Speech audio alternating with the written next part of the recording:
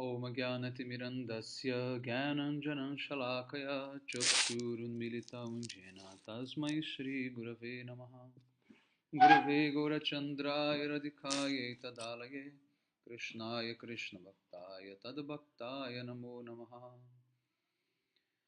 Primeiramente eu gostaria de dar início oferecendo as minhas mais humildes reverências aos pés de lótus do meu mais amado mestre espiritual Nitalila Pravistam Vishnupada Paramahamsa Parivrajacacharya Ashtotara Sata Shri Srimad Bhaktivedanta Narayana Goswami Maharaj. E também a todos os mestres do passado, presente e do futuro. Continuando então a nossa leitura do chamado Bhagavad Gita, capítulo 2, verso 4.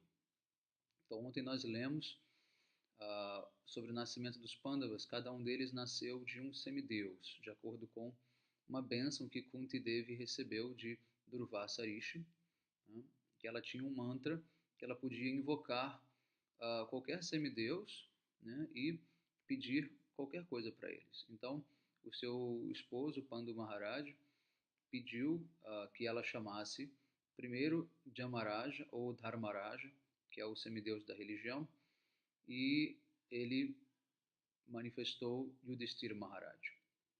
Vayudeva, semideus do vento, manifestou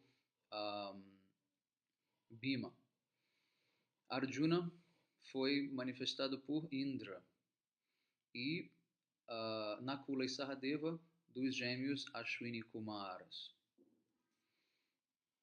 Bom, verso 4. Arjuna disse: ó Madhusudana, o escravizador dos seus, o destruidor dos seus inimigos, como eu posso lutar com flechas nessa batalha contra o meu avô Bhishma e Dronacharya, que são os meus adorados superiores? Então aqui para esse verso, Gurudeva tem um comentário. Gurudeva diz, ele começa contando sobre Sandipani Muni, que foi um dos gurus de Krishna, né? Krishna, quando ele foi para a escola, para o Gurukula, ele foi estudar sob a orientação de Sandipani Muni, né? Sandipani Muni pertencia à dinastia do grande sábio Kashyapa, e ele vivia na cidade de Avanti, que hoje em dia é conhecida como Ujjain, no norte da Índia. Krishna e Baladeva, eles são, na verdade, os mestres de todo o universo, porque eles são a própria encarnação do Senhor Supremo. Mas eles estavam ali encenando passatempos como seres humanos, né? Com o objetivo de estabelecer o exemplo para os demais de como se comportar, correto? Então eles aceitaram Sandipani Muni como o seu mestre espiritual, como seu Shiksha Guru, apenas como uma forma de representação. Mas de fato, Krishna e Baladeva, quando eles encenam ou atuam nesses passatempos, eles de fato não estão, vamos dizer assim, agindo de maneira ingênua ou, vamos dizer assim, controlados pela energia material. De maneira nenhuma. Eles estão sempre além dessa energia material, e tudo que Krishna e Baladeva fizeram neste mundo foi tudo planejado, né, por eles mesmos, com a intenção de nos ensinar, tá, a como praticar a vida espiritual, né, especificamente. Então,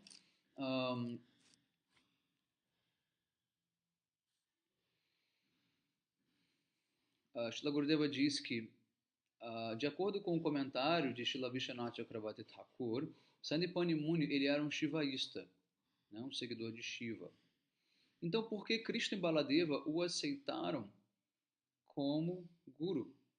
Sendo que Krishna ele está seguindo a linha Vaishnava, ou seja, a linha de adoração a Vishnu, né? Em resposta a isso, Srila Vishwanath Chakravarti Thakur diz que se Krishna aceitasse um guru que fosse Vaishnava, imediatamente este guru reconheceria Krishna como sendo a própria suprema personalidade de Deus, né, o próprio Vishnu. Então, os seus passatempos de aprendizado na escola não poderiam acontecer.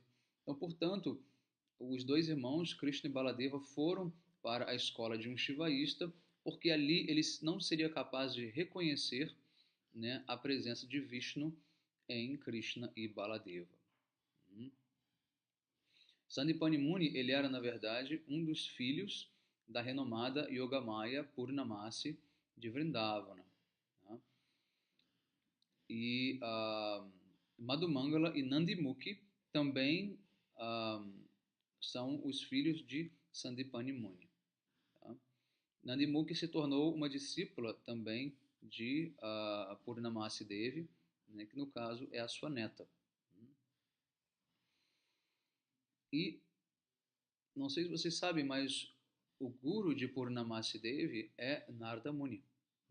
Isso é mencionado no Vidagda Madhava, um livro de Rupa Goswami. Pouca gente sabe disso, né, que o guru de Yogamaya Purnamasi é Narada Muni. Verso 5. Arjuna diz, ele continua dizendo, né? Seria melhor que eu mantivesse a minha vida neste mundo mendigando, ao ter que matar essas grandes personalidades que são meus gurus. Mesmo motivados por ganho material, eles ainda assim permanecem como meus superiores. E após matá-los, né, de maneira bastante mundana, eu apenas conseguiria como recompensa o sangue deles, nada mais. Então, Gurudeva também comenta esse verso dizendo, estando bem atento às palavras de Krishna, né, devido à sua desilusão e lamentação, Arjuna, ele disse, o que dizer então da minha própria família e parentes? Eu considero extremamente inauspicioso, né, e pecaminoso o ato de matar os meus gurus que estão diante de mim nesse campo de batalha. Dronacharya, Kripacharya, o meu mais adorado avô Bhishma e outros. Apenas por causa de um reino material insignificante. As chances de alcançarmos um local nos planetas superiores está completamente perdida simplesmente por pensar em matar um superior. Portanto, eu considero melhor manter a minha vida simplesmente mendigando pelo mundo.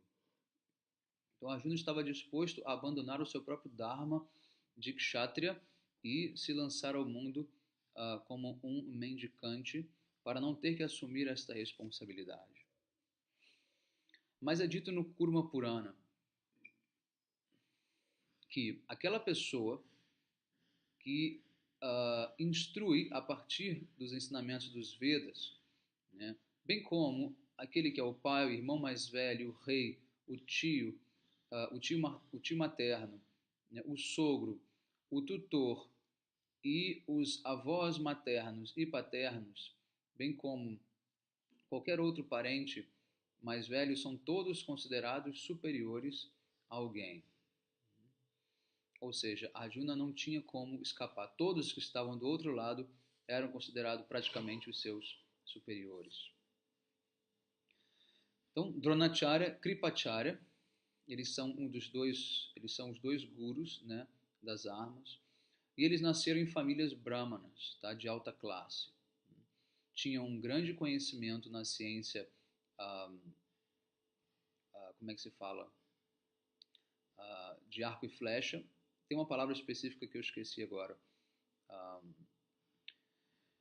Na arte do arco e flecha, e também eram versados nos Vedas, em todas as escrituras, no Dharma Shastra, né, e eram muito religiosos por natureza. E, portanto, Arjuna os via como gurus. Dronacharya, ele anteviu, né, ou previu a possibilidade de uma guerra, e ele fez com que Arjuna prometesse que, por razão nenhuma, eles deveriam estar frente a frente numa batalha. Não, perdão, que se por acaso eles estivessem frente a frente numa batalha, Arjuna deveria lutar contra ele. Essa foi a ordem do Guru, ou seja, Dronacharya já previu essa situação futura e deu uma ordem para Arjuna. Assim como Bhishma, né? Ele também permaneceu celibatário por toda a sua vida. De acordo com o Srimad Bhagavatam, ele era um devoto de Krishna, extremamente gentil, né? Capaz de controlar os seus sentidos, generoso, né? Versado na verdade absoluta, e sempre muito determinado nos seus votos, né? Até a morte estava sob o controle de Bhishma. Ele era um grande proeminente entre os Mahajanas, ou as autoridades do serviço devocional do Senhor Supremo. Então tem um verso no Bhagavatam 6.3.20 que descreve quem são os Mahajanas. Swayambhur Narada Shambhu Kumara Kapilo Manu Pralado Janako Bhishmo Balir Bayasakir Bayam. As 12 personalidades exaltadas Mahajanas são o Senhor Brahma, Narada, Shambhu, os 4 Kumaras Kapila, Manu, Prahlada, Janaka, Bhishma, Bali, Shukadeva Goswami e Jamaraja. Então, portanto, Bhishma conhecia a verdade absoluta, né, e era o mestre espiritual do mundo inteiro. Né? Ele era o professor de Arjuna, também da mesma categoria que Dronacharya. Mas, embora ele estivesse dando suporte para os Kauravas, né, na luta contra os Pandavas, que eram devotos de Krishna, ainda assim ele permanecia como um devoto muito querido para Krishna. E todos os atos de Bhishma eram para o prazer de Krishna. Bhishma, ele é contado entre os Gyani Bhaktas. E ele disse certa vez para Yudhishthira Maharaj: o que eu posso fazer? Sou completamente limitado, né? Estou completamente, amarrado pela riqueza dos Kauravas. Embora não seja o meu desejo, eu tenho que lutar do lado deles. Mas eu vou dar uma bênção para você. Você será vitorioso nessa batalha. Ou seja, Bhishma Deva deu uma bênção para Yudhishthira Maharaj, né, que lutava do lado dos Pandavas, de que ele seria vitorioso na batalha. Ou seja, Bhishma já de cara, né, assumiu a derrota, de antemão. Ele aceitou a derrota. E agora a gente vai entender, aqui nesse comentário, bastante profundo de Srila Gurudeva, qual foi a intenção de Bhishma e qual a relação que Bhishma tem com Krishna. É muito importante, agora, vários aspectos bem sutis dessa relação. Tá? Então aqui, embora Bhishma, externamente, ele parecesse estar ávido por riqueza, né, ou as facilidades que Duryodhana tinha, né, e também para depender de outros, né, que o servissem, ele, na verdade, é um mestre dos sentidos. Ele é supremamente independente. Ou seja, ele estava atuando, de certa forma, para provocar alguma coisa na relação com ele e Krishna, entre ele e Krishna, que a gente vai agora entender melhor. Portanto, Gurudeva ele já diz, nós precisamos glorificar Bhishma, não criticá-lo, jamais.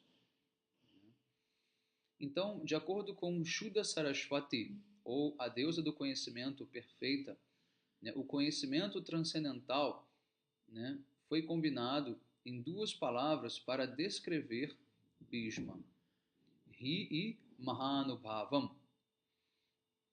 Hima indica gelo ou neve. E aquilo que destrói Hima, ou que destrói o gelo, é Himaha, ou o fogo ou o sol. E Anubhavam significa aquele que é capaz. Portanto, uma pessoa que é extremamente poderosa, como o sol, né, ou como o fogo, é chamada de Himahanubhavam. O poderoso sol, com o seu fogo, pode queimar todos os objetos impuros sem se contaminar por eles. O sol sempre permanece puro, o fogo sempre permanece puro, mesmo que você coloque algo contaminado ali dentro, ele purifica aquele objeto e permanece puro. Essa é a capacidade que o fogo tem. Então, da mesma forma, Bhishma. Bhishma é como se fosse uma grande fogueira. E ele, no meio dos Kauravas, é como se os Kauravas fossem os objetos impuros, né, colocados no fogo. Eles se purificam, mas Bhishma jamais se torna contaminado pela presença dos Kauravas. Isso é muito importante da gente esclarecer logo desde o começo. Então, no Srimad Bhagavatam é dito que o sol ou o fogo podem queimar ou purificar os objetos impuros, né, conhecidos como Sarvabhuk, ou aquilo que pode consumir tudo sem se tornar impuro. Da mesma forma, né, uma pessoa que é muito poderosa, né, mesmo que aparentemente ela esteja transgredindo princípios da religião, ela se mantém completamente livre dos defeitos daquela transgressão. Tá? Então, esse é Bhishma. A gente vai entender o porquê de Bhishma estar lutando ao lado dos Kauravas. É muito interessante. Então, Gurudeva continua. Alguns podem dizer que o poderoso Bhishma cometeu uma injustiça, né? Lutando do lado dos Kauravas, né? Contra os Pandavas. Mas podemos também perguntar, no entanto, como um dos devotos mais elevados de Krishna poderia, então, ferir com a sua espada o corpo do adorável Krishna. Seria isso, então, um sintoma de Bhakti ou não? Então, se Bhishma está lutando do lado dos Kauravas, significa que ele está pronto para ferir Krishna, mas ferindo Krishna seria, então, um ato de amor por Krishna? Então, em resposta a isso, Gurudeva diz: para derrotar os demônios, para iludir os demônios, Krishna ele fez com que o seu devoto Mahadeva Shiva, né, pregasse, né, a teoria da ilusão chamada Mayavada. Ou seja, aqui Gurudeva ele vai dar exemplo, tá, de momentos em que Krishna pediu que os seus devotos mais queridos fizessem algo que fosse, na verdade, contrário a Krishna, tá, para poder justificar a intenção de Bhishma. Então, o primeiro exemplo que Srila Gurudeva usa é a pregação da teoria Mayavada, advogada por Shankaracharya. Né? Shankaracharya ele é o próprio Shiva. Tá? E a pedido de Krishna, como descrito no Devi Purana e no Padma Purana também, Krishna pede a Shiva que venha a este mundo e crie uma teoria chamada Mayavada, que seja oposta à teoria de Bhakti, para manter afastado de Krishna os demônios. Tá? Qual é essa teoria Mayavada? É a teoria de que nós e Deus somos iguais. Essa é uma teoria demoníaca. Por quê? Porque ela rompe com a tradição, com a relação das almas com o Senhor Supremo. Então você se iguala a Deus, mesmo não tendo nenhuma qualidade divina, mesmo estando completamente imerso no mundo material, na ilusão, com defeitos, né, com uma série de limitações, ainda assim aquela pessoa se clama Deus. Né? Então, isso foi um pedido que Krishna fez, né, a Shiva, que veio como Shankaracharya. O segundo exemplo é, da mesma forma, quando o próprio Shiva tomou, né, o lado de Banasura para lutar contra o próprio Krishna. Então, da mesma forma, Bhishma também tomou o lado dos Kauravas para lutar contra Krishna.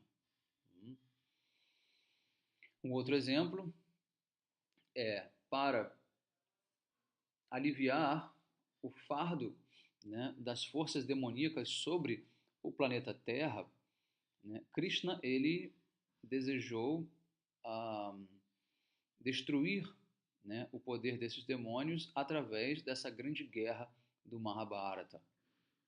porque ali ele poderia matar de uma vez só vários demônios. Então, se Bhishma e Dronacharya não tivessem dado uma assistência ao lado demoníaco dos Kauravas, então a batalha não seria possível, né? Porque Duryodhana não se sentiria, né, seguro de lutar sem que tivesse ao seu lado Dronacharya e Bhishma. Então foi, na verdade, um arranjo que Krishna fez para atrair todos esses demônios para o campo de batalha e matá-los de uma vez só. É muito simples, né? Sem matar nenhum inocente, né? Sem destruir nada alheio, Krishna reúne todos num campo de batalha e simplesmente dizima-os, né? É uma tática bastante inteligente, obviamente.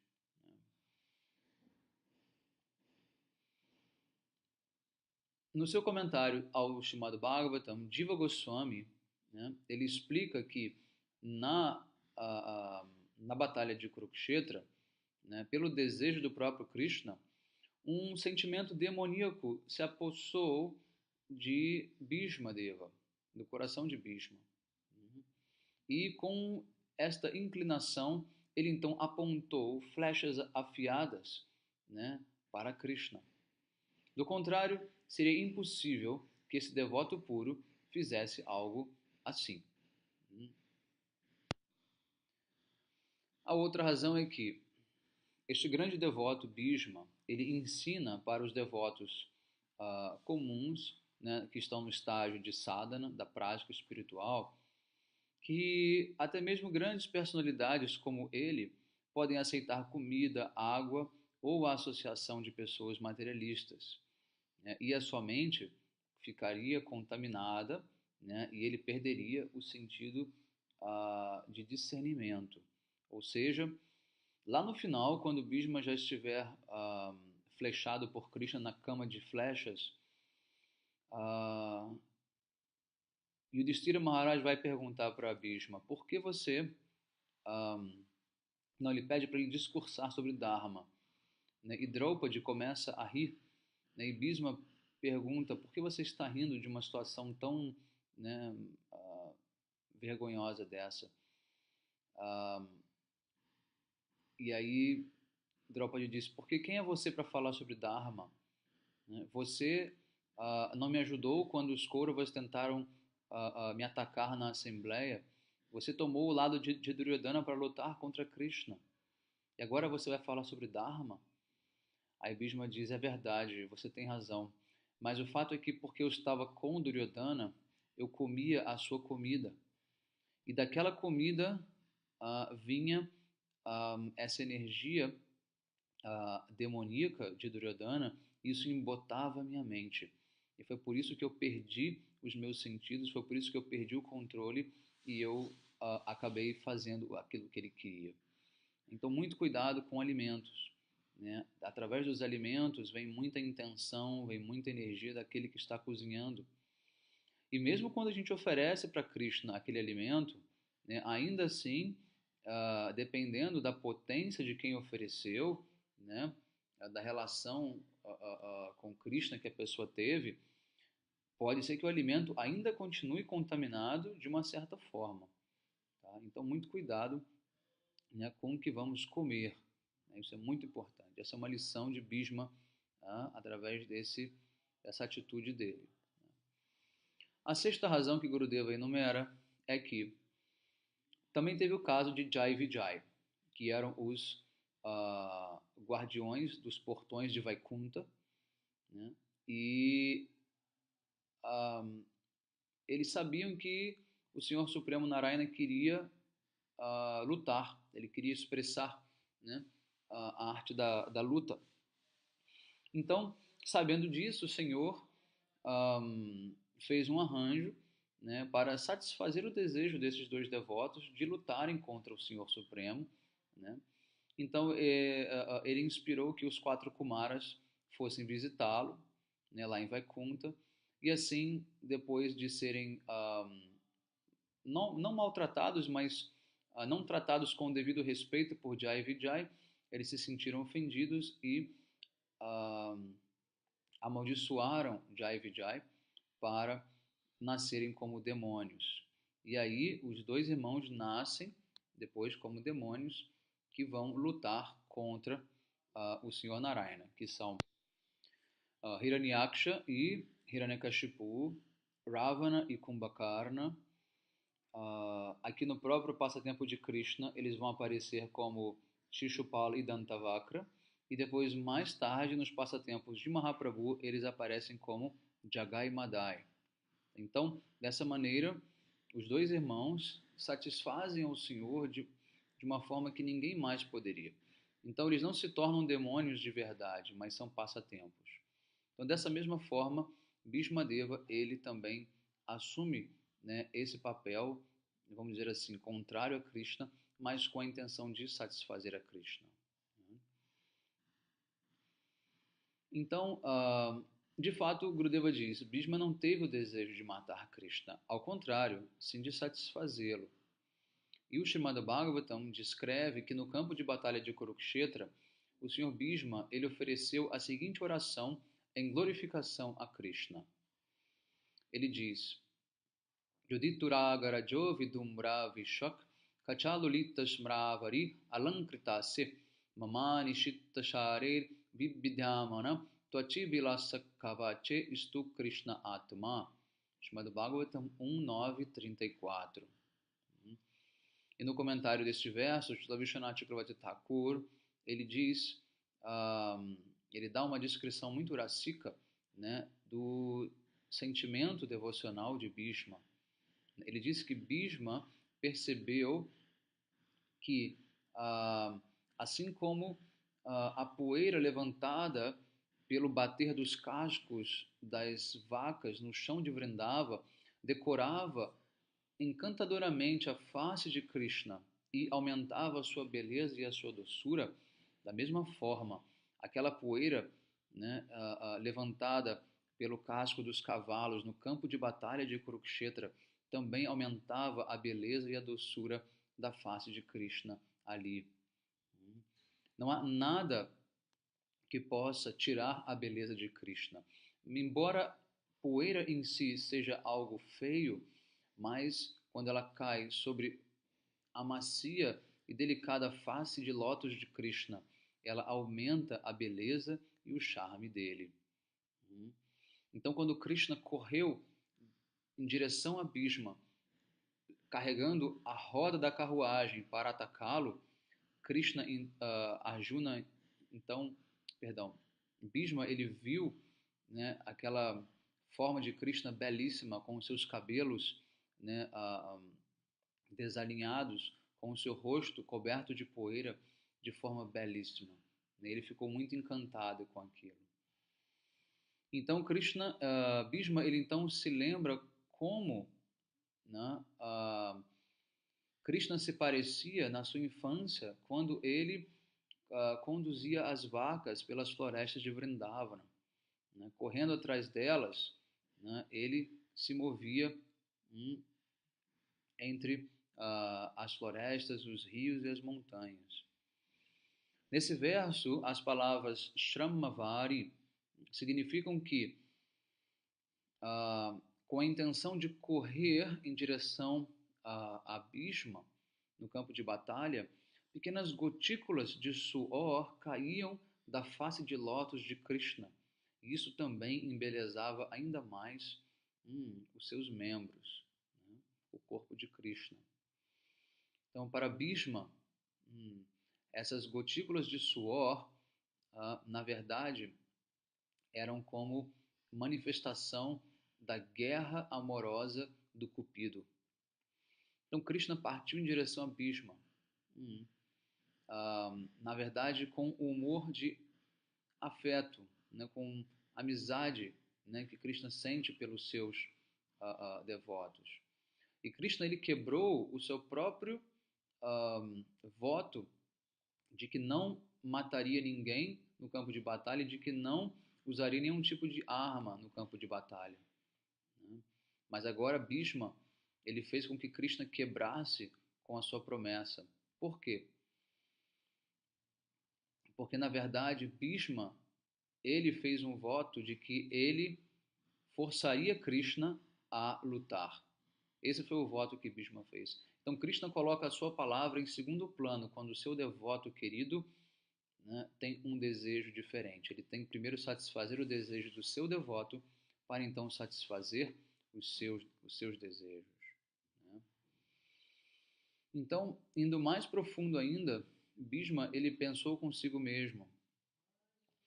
As marcas avermelhadas, né, que despontam no corpo de Krishna, né, são como os arranhões de unhas afiadas, assim como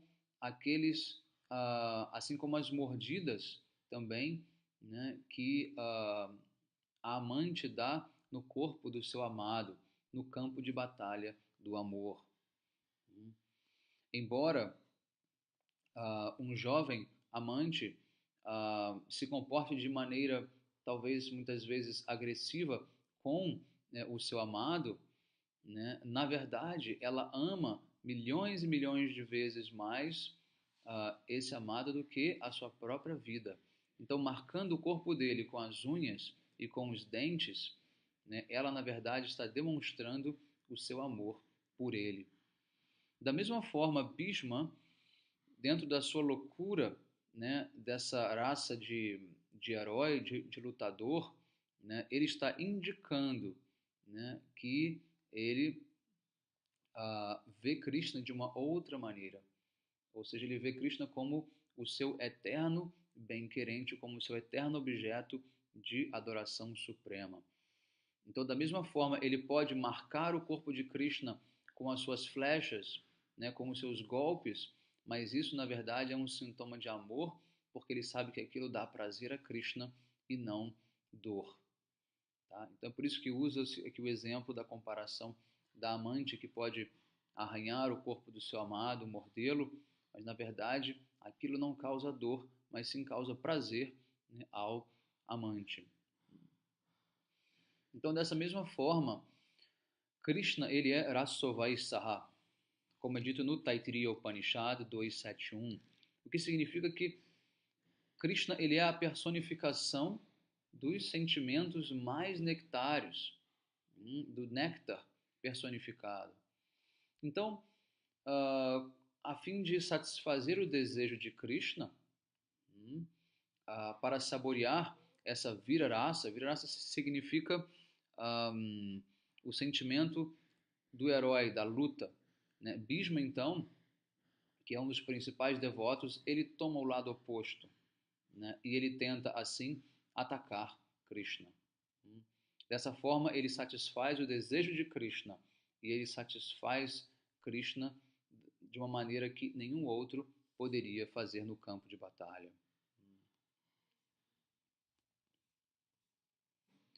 Bom, ainda tem bastante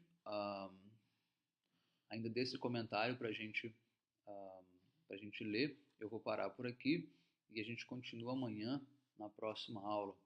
Desejo a todos, então, um excelente dia e que todos fiquem em paz. Hare Krishna.